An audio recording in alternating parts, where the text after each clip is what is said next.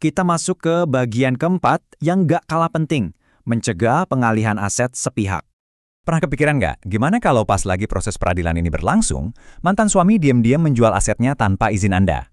Nah, ingat baik-baik frasa ini, perbuatan melawan hukum. Secara yuridis, posisi Anda sebagai mantan istri itu sangat terlindungi.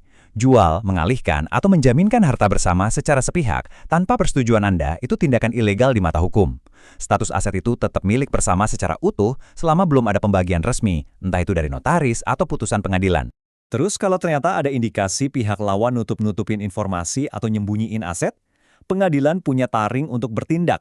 Hakim berhak dan bisa memerintahkan pengungkapan paksa. Semua ini semata-mata dilakukan demi mewujudkan transparansi penuh di persidangan.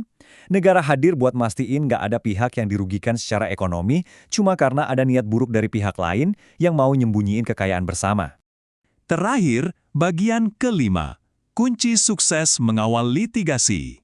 Biar hasilnya maksimal, ini nih bocoran strategi langsung dari kacamata konsultan hukum. Pertama, Anda mesti proaktif ngawal jalannya sidang. Kedua, lakukan koordinasi intensif sama lembaga terkait, kayak kantor pertanahan, buat verifikasi keabsahan dokumen.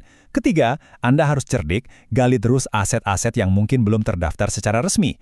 Dan yang paling krusial, menghadapi prosedur hukum sendirian itu bisa bikin bingung.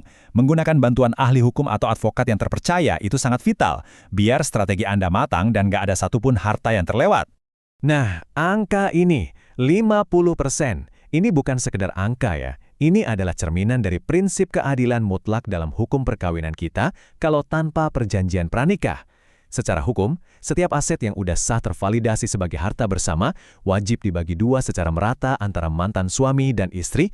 Ini bukan tentang siapa yang bekerja di luar atau siapa yang ngurus rumah tangga. Ini soal hak ekonomi yang setara dan absolut yang dijamin oleh negara buat Anda. Dari bahasan kita tadi, kita udah bedah dasar hukumnya, strategi pembuktiannya, sampai cara ngamanin aset dari niat curang pengalihan sepihak. Sekarang Anda pasti udah punya pemahaman yang jauh lebih jernih tentang gimana negara melindungi hak gonogini Anda, terlepas dari ketiadaan perjanjian pranikah. Nah, setelah tahu seberapa kuat posisi hukum Anda, pertanyaannya sekarang, sudahkah Anda mengamankan bukti-bukti untuk memperjualkan hak Anda? Jangan biarkan ketidaktahuan bikin Anda kehilangan apa yang sah jadi milik Anda. Terima kasih udah ngikutin bahasan kita kali ini, dan sampai jumpa di